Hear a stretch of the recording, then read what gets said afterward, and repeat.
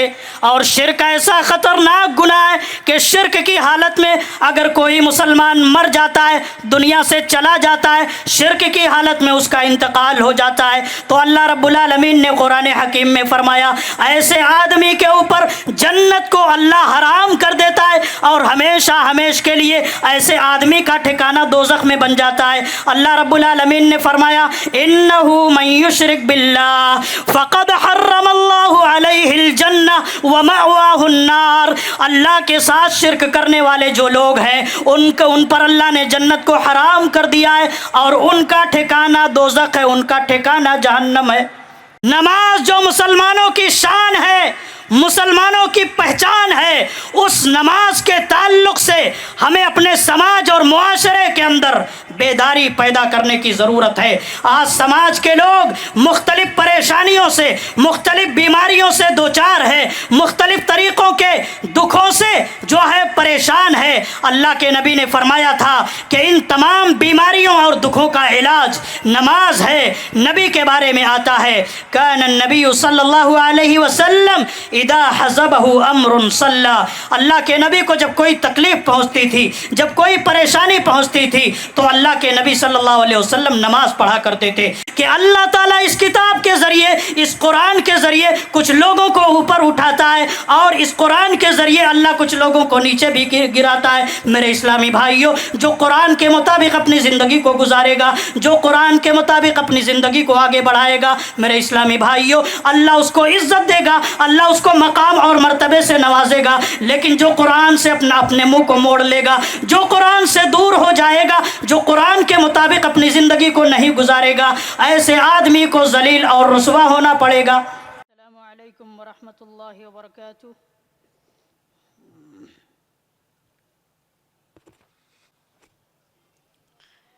ان الحمد للہ نحمده ونستعینه ونستغفره ونعوذ باللہ من شرور انفسنا ومن سیئات اعمالنا، من يهده الله فلا مضل له ومن يضلل فلا هادي له، وأشهد أن لا إله إلا الله وحده لا شريك له، وأشهد أن محمدًا عبده ورسوله، يا أيها الذين آمنوا اتقوا الله حق تقاته ولا تموتن إلا وأنتم مسلمون، يا أيها الناس اتقوا ربكم الذي خلقكم من نفس واحدة وخلق منها زوجها وبث منهما رجالا كثيرا ونساء، واتقوا الله الذي تساءلون به والأرحام إن الله كان عليكم رقيبا، يا أيها الذين آمنوا اتقوا الله وقولوا قولا سديدا يصلح لكم أعمالكم ويغفر لكم ذنوبكم، ومن يطع الله ورسوله فقد فاز فوزا عظيما، أما بعد فإن خير الحديث كتاب الله، وخير الهدي هدي محمد صلى الله عليه وسلم، وشر الأمور محدثاتها وكل محدثة بدعة وكل بدعة ضلالة وكل ضلالة في النار۔ قال الله تعالى في القرآن الحكيم ولا تفسدوا في الأرض بعد إصلاحها، وقال تعالى في موضع آخر وتعاونوا على البر والتقوى ولا تعاونوا على الإثم والعدوان۔ محترم صدر جلسہ، موقر علماء کرام، ذمہ داران جماعت و جمعیت، آس پاس سے قرب و جوار سے تشریف لائے ہوئے محترم سامعین کرام اور پردہ نشین خواتین، تمام طرح کی تعریف اللہ رب العالمین کے لیے ہے جس نے ہم سب کو یہاں پر دین کی کچھ باتیں کہنے کے لیے، سننے کے لیے اور عمل کرنے کے جذبے سے جمع ہونے کی توفیق نصیب فرمائی۔ درود و سلام نازل ہوں تمام نبیوں پر، بالخصوص ہمارے آخری نبی محمد الرسول اللہ صلی اللہ تعالی علیہ وسلم پر۔ اسلامی بھائیوں، میرا موضوع ہے، میرا ٹاپک ہے اصلاح معاشرہ۔ دو الفاظ ہے، پہلا ہے اصلاح یعنی سدھار کرنا، درست کرنا، اصلاح کرنے کی کوشش کرنا، اور دوسرا ہے معاشرہ، جہاں پر لوگ رہتے اور بستے ہیں اس کو سماج، سوسائٹی اور معاشرہ کہا جاتا ہے۔ تو اصلاح معاشرہ کا مطلب یہ ہوا کہ سماج کی اصلاح کی جائے، معاشرے کی اصلاح کی جائے، سوسائٹی کی اصلاح کی جائے، برائیوں سے، گناہوں سے، بے حیائیوں سے، فتنہ سے، فساد سے معاشرے کو بچایا جائے۔ اور اسلام نے اس بات کے اوپر، قرآن نے اس بات کے اوپر بڑا زور دیا ہے کہ اے لوگو، تم معاشرے کی اصلاح کرنے کی کوشش کرو، فتنہ نہ کرو، فساد نہ پھیلاؤ۔ اللہ تعالیٰ نے قرآن حکیم میں فرمایا وَلَا تُفْسِدُوا فِي الْأَرْضِ بَعْدَ إِصْلَاحِهَا، کہ زمین کے اندر جب اصلاح ہو جائے تو تم فتنہ نہ کرو، تو تم فساد نہ پھیلاؤ۔ قرآن حکیم میں اللہ نے فرمایا وَتَعَاوَنُوا عَلَى الْبِرِّ وَالتَّقْوَى وَلَا تَعَاوَنُوا عَلَى الْإِثْمِ وَالْعُدْوَانِ، کہ خیر کے کام میں، بھلائی کے کام میں تم ایک دوسرے کا ساتھ دو، ایک دوسرے کا تعاون کرو، لیکن گناہ اور ظلم و زیادتی کے کام میں ایک دوسرے کا ساتھ نہ دو، ایک دوسرے کا تعاون نہ کرو۔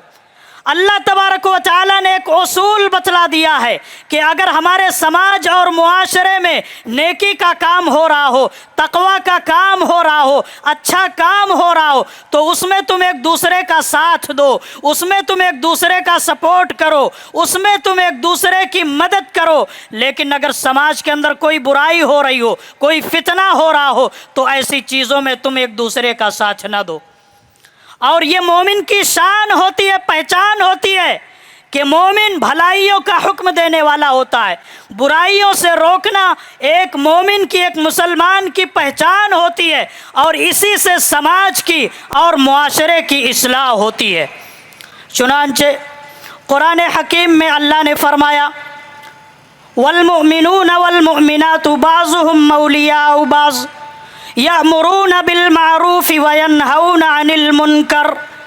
کہ مومن مرد اور مومن عورتیں آپس میں ایک دوسرے کے دوست ہوتے ہیں، یہ لوگوں کو بھلائیوں کا حکم دیتے ہیں اور یہ لوگوں کو برائیوں سے روکنے کی کوشش کرتے ہیں۔ سماج کے ہر فرد کی یہ ذمہ داری بنتی ہے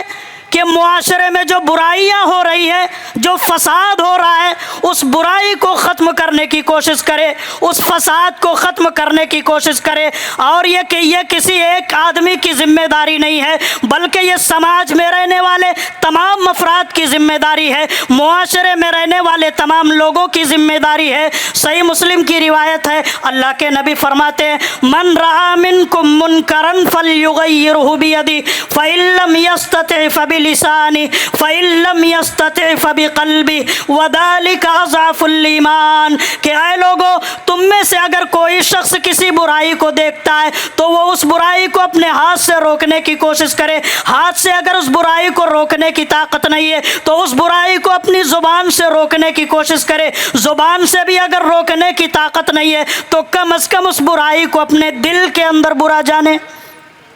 اس حدیث کے اندر پیغام یہی ہے، میسج یہی ہے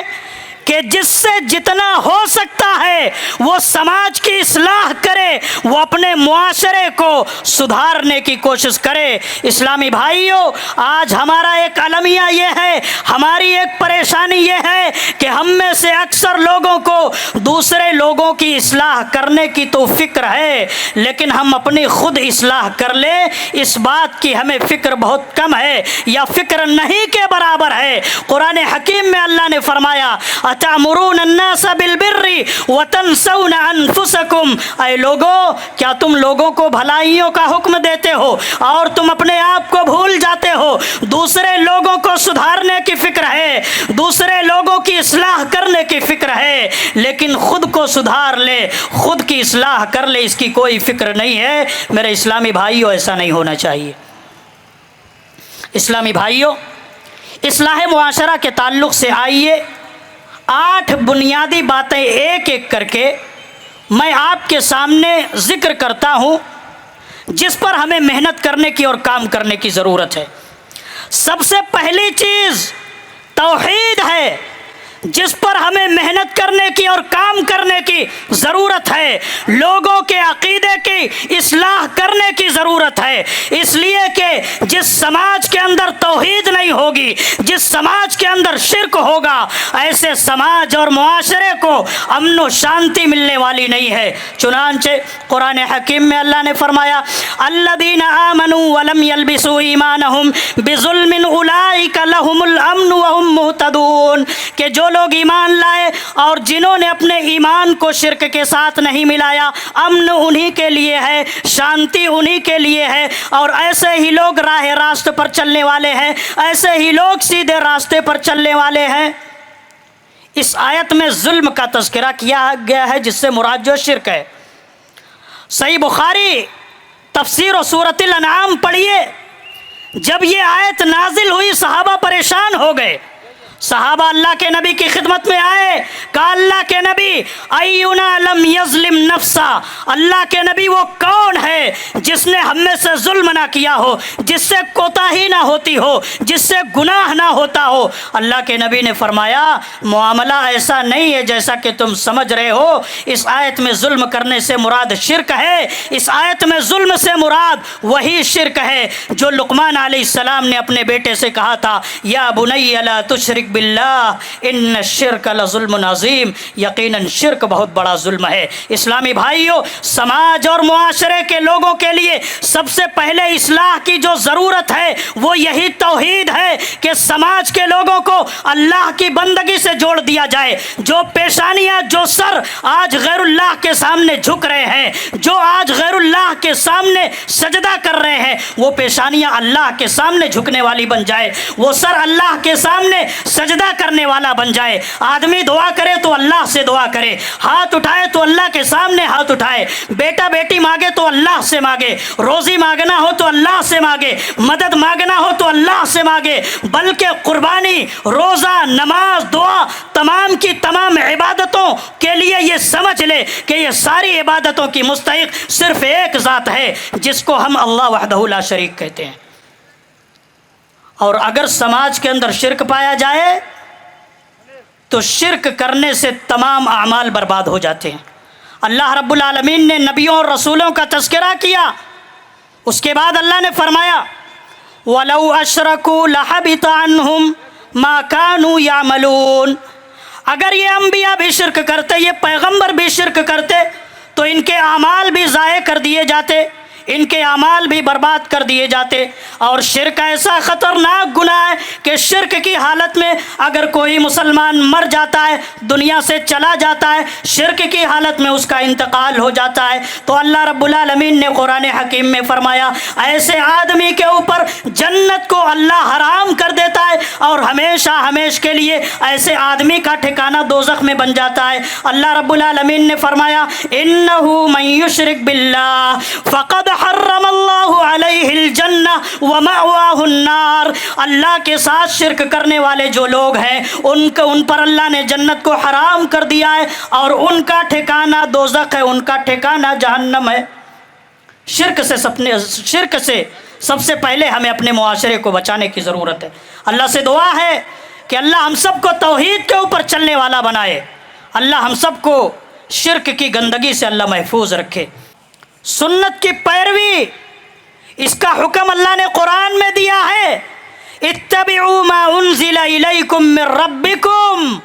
تم اس چیز کی اتباع کرو، اس چیز کی پیروی کرو جو تمہارے رب کی طرف سے نازل کی گئی ہے۔ رب کی طرف سے ایک تو قرآن نازل کیا گیا ہے، دوسری محمد الرسول اللہ صلی اللہ علیہ وسلم کی حدیثیں ہیں جو وحی کا درجہ رکھتی ہے، جس کے بارے میں اللہ نے قرآن میں فرمایا وما ينطق عن الهوى ان هو الا وحی یوحى، رسول اپنی طرف سے کچھ بھی نہیں بولتے، رسول جو کچھ بھی بولتے ہیں وہ وحی ہوا کرتی ہے۔ میرے اسلامی بھائیوں، سماج کو اگر گمراہی سے بچانا ہے، سماج کو اگر بدعتوں سے بچانا ہے تو دو چیزوں کو ہم کو مضبوطی سے پکڑ لینا ہوگا۔ اللہ کے نبی فرماتے ہیں ترکت فیکم شیئین لن تضلوا بعدہما کتاب اللہ و سنتی، اے امت کے لوگوں میں تمہارے درمیان میں دو چیزیں چھوڑ کر کے جا رہا ہوں، یہ دو چیزوں کو اگر تم مضبوطی سے پکڑ لو گے تو تم ہرگز گمراہ نہیں ہو سکتے، ایک اللہ کی کتاب اور دوسری محمد الرسول اللہ صلی اللہ علیہ وسلم کی سنت۔ آج افسوس کا مقام ہے سماج اور معاشرے کے لوگوں نے نبی کے بتائے ہوئے راستے کو چھوڑ دیا، نبی کی بتائی ہوئی سنت کو چھوڑ دیا، لوگ اماموں کے پیچھے چل رہے ہیں، لوگ بزرگوں کے پیچھے چل رہے ہیں، لوگ کسی پیر کے جو مرید بنے ہوئے ہیں۔ میرے اسلامی بھائیوں، نبی کے راستے پر چلنے کی ضرورت ہے، عبادتیں وہی قبول ہوں گی جو نبی کے طریقے پر انجام دی جائیں۔ اللہ کے نبی فرماتے ہیں خذوا عنی مناسککم، اے لوگو حج اگر کرنا ہے تو حج کا طریقہ مجھ سے سیکھ لو۔ اللہ کے نبی فرماتے ہیں صلو کما رأیتمونی اصلی، نماز اسی طریقے سے پڑھو جس طریقے سے تم مجھے پڑھتے ہوئے دیکھتے ہو۔ سنت کی نماز وہی ہے، سنت کی نماز وہی ہے جس میں جو ہے قدم سے قدم ملا کر کے مقتدی کھڑے ہوتے ہیں۔ سنت والی نماز وہی ہے جس میں رفع الیدین کیا جاتا ہے، سنت والی نماز وہی ہے جس میں آمین بالجہر ہوتی ہے، سنت والی نماز جو ہے وہی ہے جس میں امام بھی سورۃ الفاتحہ پڑھتا ہے اور امام کے پیچھے مقتدی بھی آہستہ آواز میں سورۃ الفاتحہ پڑھتے ہیں، بلکہ پوری کی پوری نماز اطمینان سے ہوتی ہے، سکون سے ہوتی ہے۔ ایسی تھی نبی کی نماز، ایسا تھا نماز میں نبی کا طریقہ۔ اسلامی بھائیوں، ہمیں اس سنت کو اپنانے کی ضرورت ہے، بدعتوں سے اپنے آپ کو بچانے کی ضرورت ہے۔ تیسری جو اہم بات ہے اصلاح معاشرہ کے تعلق سے وہ یہ ہے کہ ہم مسجدوں سے اپنے تعلق کو مضبوط کریں، مسجدوں سے اپنے تعلق کو مضبوط کریں۔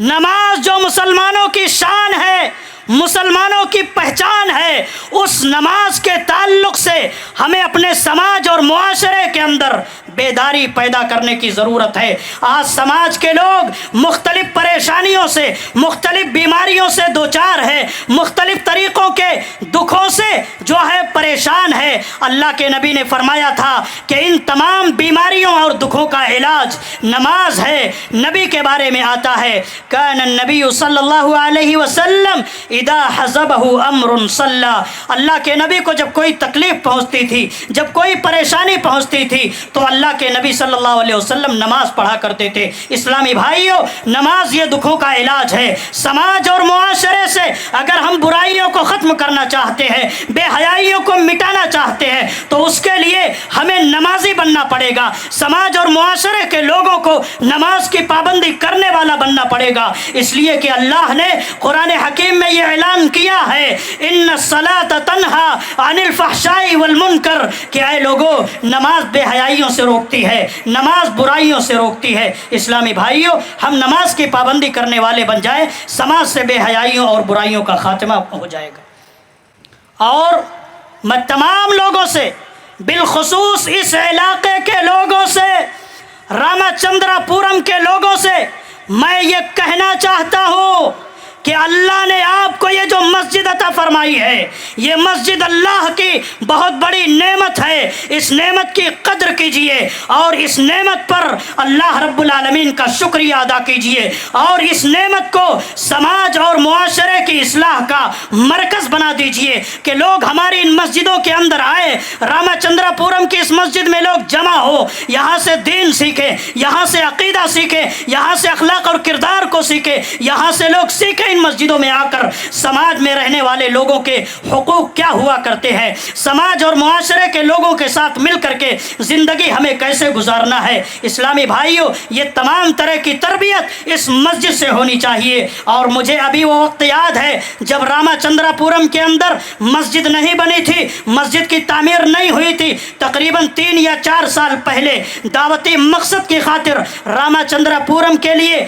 آنا ہوا تھا۔ وہاں ہم نے دیکھا ایسے لوگ تھے جو دین کو چھوڑ چکے تھے، ایسے لوگ تھے جو دین سے مرتد ہو چکے تھے۔ ہم نے اس وقت میں بھی یہاں کے لوگوں کو دین کا پیغام سنایا تھا، اللہ کی توحید کی طرف ہم نے ان کو بلایا تھا۔ اس کے بعد ذمہ داروں کی کوشش سے اللہ کے فضل و کرم سے راما چندرا پورم کے اندر مسجد تعمیر کی گئی، مسجد بنائی گئی، گرچہ ابھی مسجد کا کچھ کام باقی ہے۔ ہم اللہ سے دعا کرتے ہیں کہ اللہ تعالیٰ اس کے لیے بھی آسانیاں فرمائے۔ میرے اسلامی بھائیوں، آج اللہ کے فضل و کرم سے مسجد بننے کے بعد، مسجد کے تعمیر ہونے کے بعد، وہ لوگ جو کل مرتد ہو رہے تھے، وہ لوگ جن کا ایمان اور یقین اللہ سے ہٹ چکا تھا، آج اللہ کے فضل و کرم سے وہ ہماری مسجدوں کے اندر نمازیں پڑھ رہے ہیں۔ آج وہ مرتد لوگ جو مرتد ہو چکے تھے، اللہ کے فضل و کرم سے مسجدوں کے اندر آ کر کے دین کو سیکھ رہے ہیں اور قرآن کریم کی تلاوت کر رہے ہیں۔ میرے اسلامی بھائیوں، معاشرہ کی اصلاح میں مسجد کا بہت بڑا کردار ہوتا ہے۔ سارے لوگ اگر چاہیں تو اپنے سماج اور معاشرے کی برائیوں کو انہی مسجدوں کو مرکز بنا کر کے تحریک چلائی جا سکتی ہے اور سماج اور معاشرے کی برائیوں کو ختم کیا جا سکتا ہے۔ اسلامی بھائیوں، اسی طریقے سے معاشرے کی اصلاح کے لیے جو چوتھی چیز ہے جس سے ہمیں معاشرے کی اصلاح کرنا ہے، وہ اللہ کا کلام ہے، قرآن مجید۔ اللہ کا کلام قرآن مجید، قرآن کے ذریعے سے معاشرے کی اصلاح کرنی ہے، اس لیے کہ قرآن تمام لوگوں کے لیے ہدایت ہے، ھدی للناس، لوگوں کے لیے ہدایت ہے۔ قرآن متقیوں کے لیے ہدایت ہے۔ اللہ نے فرمایا ھدی للمتقین، قرآن یہ ایسی کتاب ہے جو زندگی گزارنے کا اصول اور ضابطہ بتلاتی ہے۔ قرآن اللہ کی وہ کتاب ہے جو زندگی کے تمام مسائل کے حل کو پیش کرتی ہے۔ قرآن قدم قدم پر ہمیں سیدھا راستہ دکھاتا ہے۔ قرآن قدم قدم پر ہمیں یہ بتاتا ہے کہ اے لوگوں زندگی کیسے گزارنا ہے۔ چنانچہ اللہ نے قرآن میں فرمایا ان ھذا القرآن یہدی للتی ہی اقوم، یہ قرآن ایسے راستے کی طرف رہنمائی کرتا ہے، یہ قرآن ایسے راستے کی رہبری کرتا ہے، یہ قرآن ایسا راستہ دکھاتا ہے جو بالکل سیدھا ہے۔ وَيُبَشِّرُ الْمُؤْمِنِينَ الذین یعملون الصالحات ان لهم اجرا کبیرا، اور ان ایمان والوں کو، ان مومنوں کو جو نیک اعمال کرنے والے ہیں، قرآن ان کو یہ خوشخبری سناتا ہے، قرآن ان کو یہ بشارت دیتا ہے کہ ایسے لوگوں کے لیے بہت بڑا اجر ہے۔ میرے اسلامی بھائیوں، سماج کی تمام بیماریوں کا علاج اللہ رب العالمین نے قرآن میں رکھا ہے۔ یہ قرآن ہمیں بتاتا ہے کہ اے لوگوں یہ دنیا تمہارا اصل ٹھکانہ نہیں ہے۔ قرآن ہمیں یہ بتاتا ہے کہ اے لوگوں یہ دنیا کی زندگی تمہاری اصل زندگی نہیں ہے۔ میرے اسلامی بھائیوں، قرآن ہم کو، جو اسلام ہم کو یہ بتاتا ہے، اسلام ہم کو یہ بتاتا ہے کہ سماج کو اگر بلندیوں پر لے جانا ہے، معاشرے کو اگر ترقی کے راستے پر لے جانا ہے، تو اے لوگوں تم قرآن پر عمل کرنے والے بن جاؤ، قرآن کے مطابق اپنی زندگی کو گزارنے والے بن جاؤ۔ اللہ کے نبی فرماتے ہیں ان اللہ یرفع بہذا الکتاب اقواما ویضع به آخرین، کہ اللہ تعالیٰ اس کتاب کے ذریعے، اس قرآن کے ذریعے کچھ لوگوں کو اوپر اٹھاتا ہے اور اس قرآن کے ذریعے اللہ کچھ لوگوں کو نیچے بھی گراتا ہے۔ میرے اسلامی بھائیوں، جو قرآن کے مطابق اپنی زندگی کو گزارے گا، جو قرآن کے مطابق اپنی زندگی کو آگے بڑھائے گا، میرے اسلامی بھائیوں، اللہ اس کو عزت دے گا، اللہ اس کو مقام اور مرتبے سے نوازے گا۔ لیکن جو قرآن سے اپنے منہ کو موڑ لے گا، جو قرآن سے دور ہو جائے گا، جو قرآن کے مطابق اپنی زندگی کو نہیں گزارے گا، ایسے آدمی کو ذلیل اور رسوا ہونا پڑے گا۔ اسلامی بھائیوں، پانچویں چیز اصلاح معاشرہ کے تعلق سے جو ہے وہ یہ ہے کہ ہمیں نوجوانوں کی قدر کرنا ہے، اس لیے کہ نوجوان کسی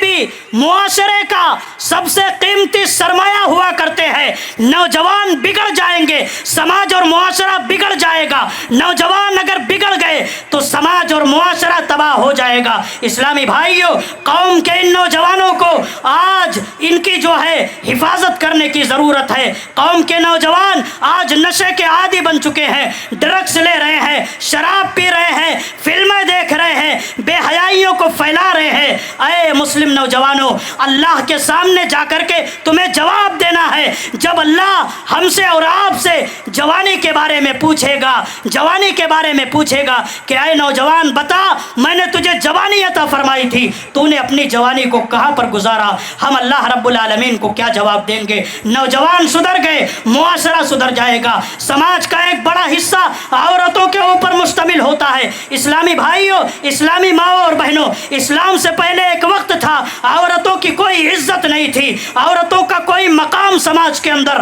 نہیں تھا، لیکن جب اسلام آیا تو اسلام نے کہا اگر عورت نیک بن جائے، اگر عورت دیندار بن جائے تو سماج کی سب سے بہترین چیز نیک عورت ہے۔ الدنیا کلھا متاع وخیر متاع الدنیا المرأة الصالحہ، دنیا کی سب سے بہترین چیز نیک عورت ہے۔ اسلامی ماں اور بہنوں، تمہیں اپنے مقام کو سمجھنے کی ضرورت ہے۔ اللہ نے تمہاری عزت کے لیے، اللہ نے تمہاری آبرو کی حفاظت کے لیے اصول بنائے کہ اے عورتوں، تم اپنے گھروں کے اندر قرار پکڑو، وقرن فی بیوتکن، بلا ضرورت گھروں سے باہر نہ نکلا کرو، ولا تبرجن تبرج الجاہلیت الاولی،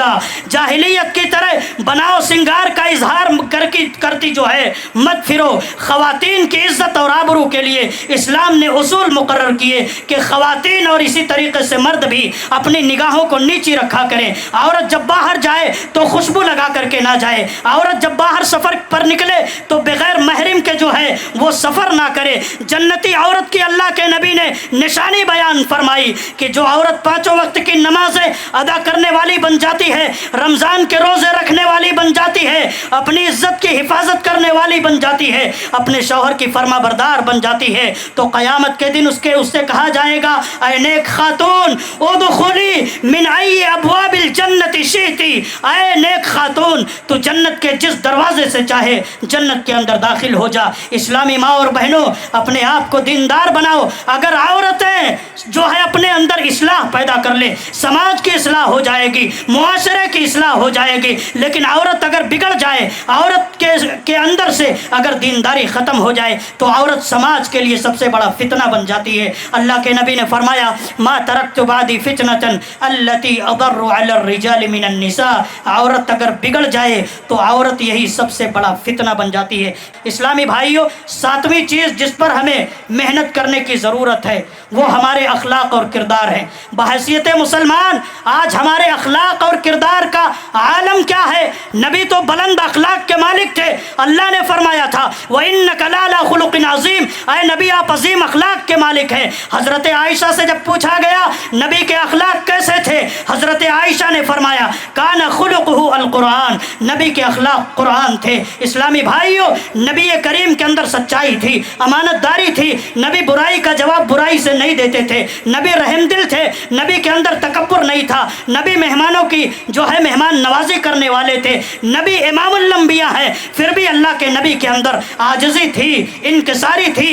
آج ہم اسی نبی کے امتی ہونے کا دعویٰ کرتے ہیں، اسی نبی کے نقش قدم پر چلنے کا دعویٰ کرتے ہیں، لیکن نبی والے اخلاق کی جھلک ہمارے اندر آج دکھائی نہیں دیتی۔ ضرورت اس بات کی ہے کہ اپنے نبی کے اخلاق اور کردار کو اپنے اندر پیدا کرنے کی کوشش کریں۔ اسلامی بھائیوں، آخری جو چیز ہے اصلاح معاشرہ کے تعلق سے وہ یہ ہے یا ایھا الذین آمنوا ادخلوا فی السلم کافہ، اے مسلمانوں، اے ایمان والو، تم اسلام کے اندر پورے کے پورے داخل ہو جاؤ۔ تمہارا عقیدہ بھی اسلام کے مطابق ہو، تمہارا عمل بھی ایمان کے مطابق ہو، تمہاری تجارت بھی ایمان کے مطابق ہو، تمہاری سیاست بھی ایمان کے مطابق ہو، تمہاری معاشرت بھی ایمان کے مطابق ہو، تمہارا رہن سہن، تمہاری شادیاں، تمہاری شکل و صورت، تمہارا لباس لباس، تمہاری تہذیب اور تمہارا کلچر سب کچھ اسلام کے مطابق ہونا چاہیے، ایسا نہیں ہونا چاہیے۔ دین کی جو باتیں اچھی لگیں اس پر عمل کرے،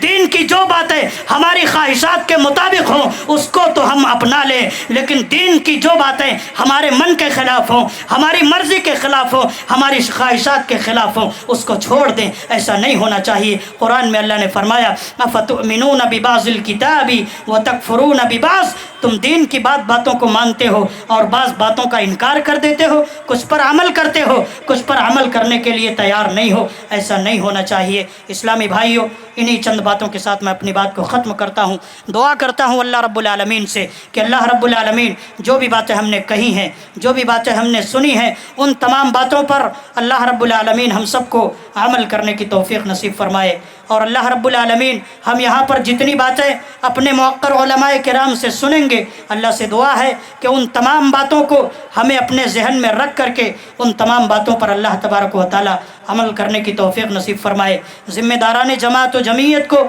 جو لوگ اس پروگرام کو منعقد کرنے کے لیے، اس بزم کو، اس محفل کو سجانے کے لیے جنہوں نے بڑی محنتیں کی ہیں، جنہوں نے بڑی کوششیں کی ہیں، اور تمام لوگ جو اس پروگرام میں شریک ہونے کے لیے دور دراز کی مشقتوں کو برداشت کرنے کے لیے آئے ہیں، اللہ سے دعا ہے کہ اللہ ان تمام لوگوں کی محنتوں کو قبول فرمائے۔ اللہ رب العالمین ہمیں جب تک زندہ رکھے، اسلام پر زندہ رکھے، اور جب ہمارا خاتمہ ہو تو ایمان بالخیر پر اللہ تعالی ہمارا خاتمہ فرمائے۔ آمین، تقبل یا رب العالمین۔ والسلام علیکم ورحمۃ اللہ وبرکاتہ۔